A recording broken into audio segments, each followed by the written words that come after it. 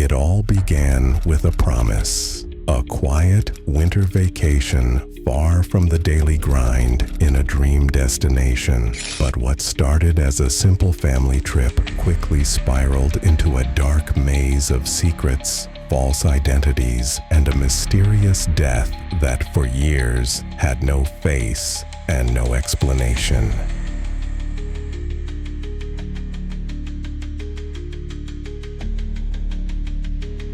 This is the story of a crime so meticulously planned, it came dangerously close to perfection.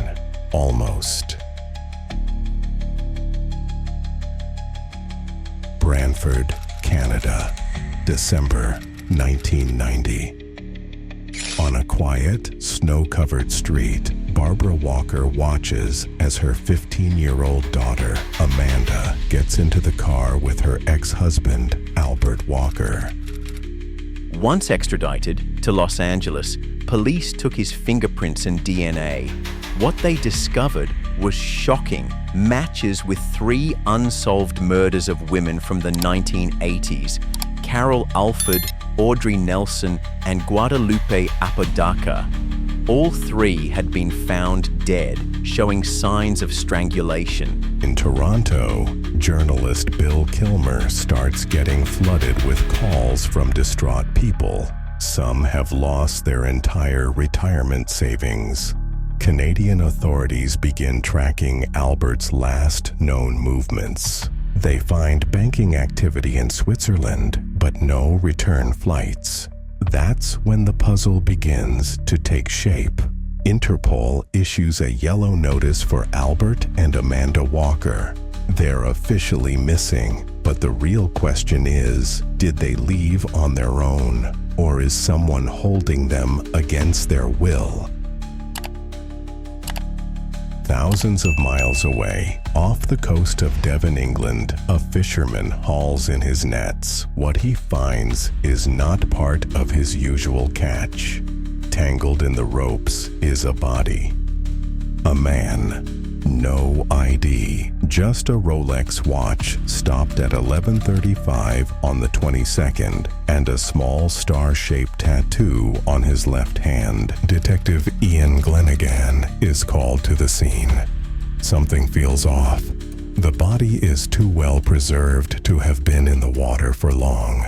And then there are the odd details. The pockets are empty, yet the watch is still on the wrist. Why take everything but leave that? The Rolex becomes their first real clue. It's sent to the company's headquarters. Meanwhile, the forensic pathologist finds unusual injuries. One on the hip, another on the thigh, and a deeper one on the back of the head. But the lungs are full of water. The man drowned. How and why he ended up there remains a mystery. Rolex responds quickly. The watch had been serviced 3 times in Yorkshire by a man named Neil Barrett. Police go looking for him.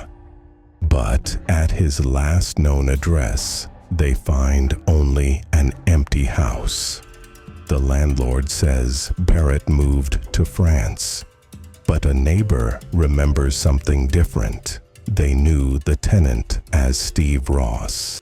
Ross, friendly and charismatic, spoke with a North American accent. He dressed well, never raised suspicions.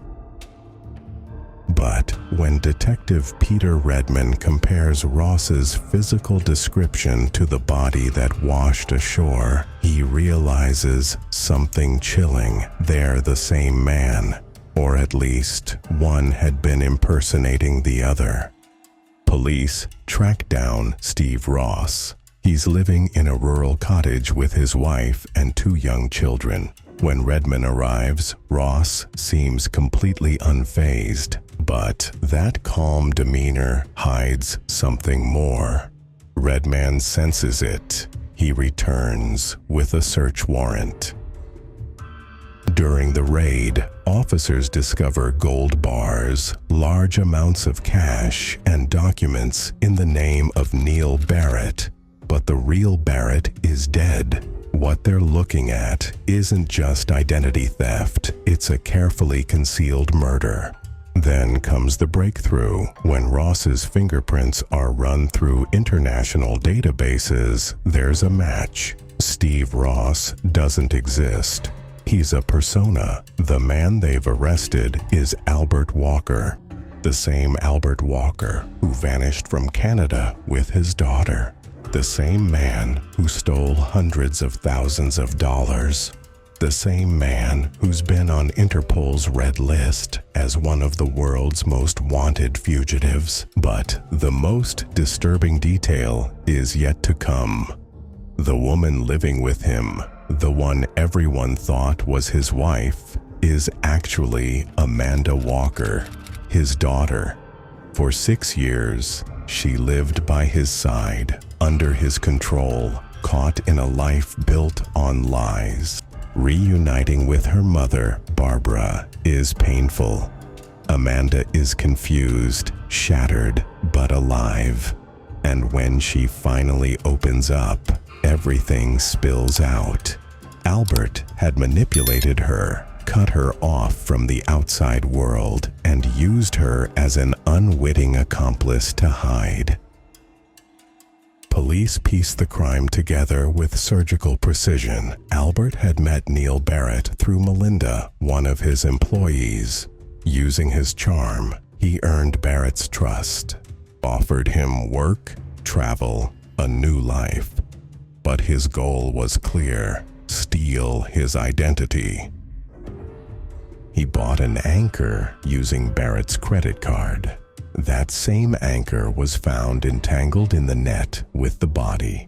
GPS data from his boat places him exactly in that area the night before the Rolex stopped ticking.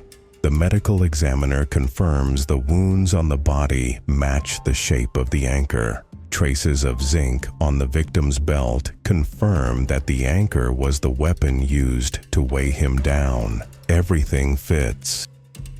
Albert Walker was sentenced to life in prison in England. He still faces dozens of charges back in Canada. His daughter, finally free from his grip, is trying to rebuild her life. But the echoes of the case still linger. If Walker had removed the watch from the body, if he hadn't left any traces, if he hadn't gotten overconfident, he might never have been caught. And without the coordination of Interpol and the relentless work of detectives across 4 countries, he could still be out there, hiding under another name. And you? Would you have seen through the deception? Do you think Albert Walker would have been caught without that tiny mistake? Sometimes it's the smallest details, like a stopped watch, that can unravel a seemingly perfect crime.